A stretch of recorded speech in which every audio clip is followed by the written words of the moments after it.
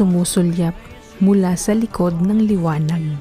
Ngunit may mga tanong na hindi masagot ng ordinaryong tagumpay.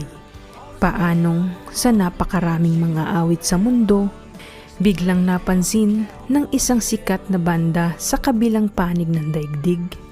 Paano ang isang YouTube video na halos walang views noong una ay naging daan sa kanyang pag-angat sa isang napakailap na entablado? At paanong sa loob lamang ng ilang buwan, ang dating nangangalakal ng basura ay naging tinig ng isang alamat? May mga bulong, mga sabi-sabi na ang kanyang kwento ay hindi simpleng swerte, kundi isang sinadyang pagpili na may mataas na puwersang gumagalaw sa likod ng laylayan ng katotohanan. Isang kasunduan, isang pagtawid sa hangganan ng karaniwan at ng kababalaghan.